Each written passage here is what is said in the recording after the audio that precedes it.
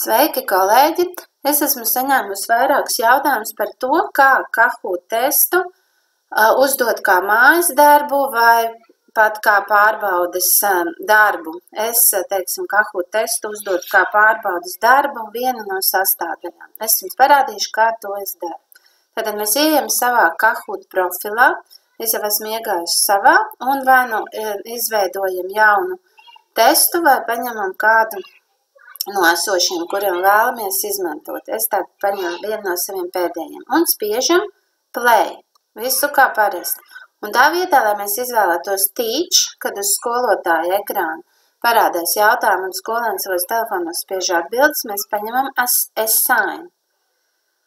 Un, ja tas ir kā mājas darbs, es vienmēr nosaku šeit konkrētu datumu un laiku, līdz kuram tas ir jāizpilda. Bet, ja tas ir pārbaudas darbs, tātad, piemēram, mēs tagad rakstam, tad es nosaku, protams, šodienas datumu, un es parasti paņemu stundu uz priekšu.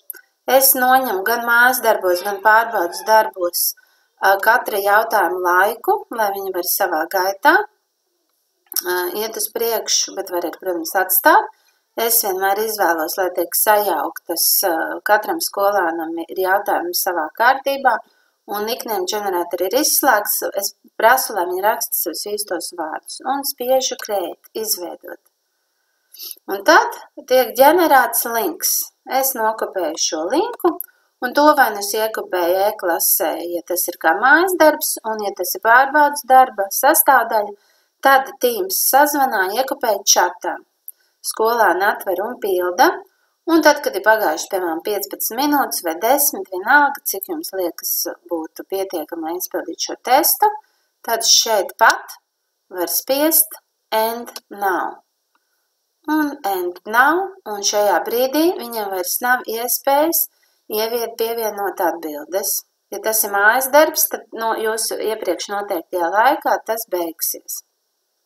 Un kā mēs tagad varam apskatīt rezultātus, kas ir ļoti ērti, pašam nekas nav jālabo un ir gatavi jau punkti. Tātad izvēlamies šo testu un izvēlamies, man daudzreiz viņš ir uzdots, piemēram šeit, kur man parādās vairāk skolnieku. Tātad view results, parādīt rezultātus. Tad mēs redzam, ka kopā 72% pareizas atbildes. Izvēlamies spēlētājus, ja tas bija pārbaudas darbs, mēs redzam tie, kas to ir izpildījuši, un pretīm jau ir gatavi punkti. Tieši tas pats mājas darbā, un mēs varam likt gan procentus e-klasē, gan pārbaudas darbā noteikt kā procentus. Labi, tas arī viss. Paldies par uzmanību, lai jums veicas. Atā!